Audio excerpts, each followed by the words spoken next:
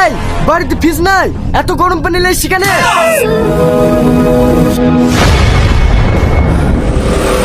এতক্ষণ আমি স্বপ্ন দেখছি নু।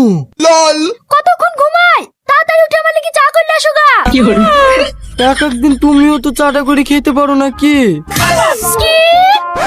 ও কিছু না, চাই কটুক চিনি দেবো তাই জিজ্ঞেস করছি নু।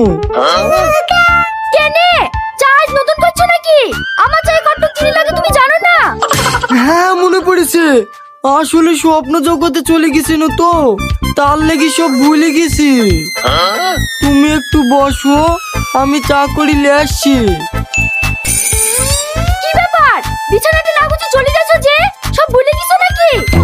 না না ভুলিনি, ঠিক করছি। আল্লাহ, আমাদের মতো বিবাহিত লোককে কেনে যেত ভালো ভালো স্বপ্ন দেখো।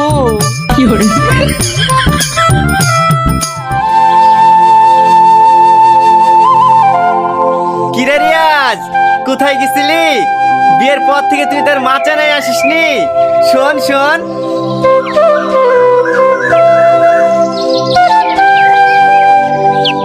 এদা শ্বশুর বাড়ি থেকে লোক এসে, তাই বাজারে মিষ্টি লাইনতে গেছিল।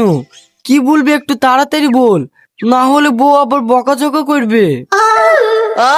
কি বললি? বইবে? দাঁড়া দাঁড়া। আমার নাম রিয়াজ, আমি সজ্ঞানী বলছি। বউকে কিভাবে কন্ট্রোল করতে হয় সেটা আমার খুব ভালো করেই জানা আছে। তুই আর আমাকে লজ্জা দিসনি ভাই, তুই তো আমাকে 1000 বার বারণ করেছি। তোর কথা শুনিনি বলি আমি লজ্জায় এই মাথা না আসতে পারিনি জানিস। আমি আজ মন খুলে তোর সাথে কথা বলবো। এই রমজান, এই মিষ্টির ব্যাগটা আমাদের বাড়ি দেয় গে তো। ঠিক আছে দাসি। তোকে কষ্টের কথা কি বলবো ভাই, যে ছেলে বাড়িতে পাখির মতো ঘুরতো সে আমি এখন বয়ে যা বলে তাই করি। তাল মাজতে বললে তাল মাঝে, চা করতে বললে চা করি, শুধু একটাই ভয়ে কখন বলে ঝামেলা করবে না তো, কখন বলে ঝামেলা করবে না তো।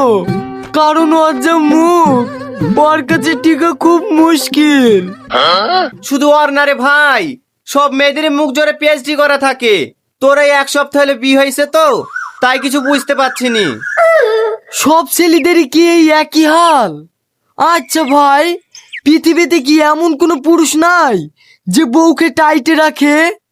তোরা আমার কথা বলছি নাকি?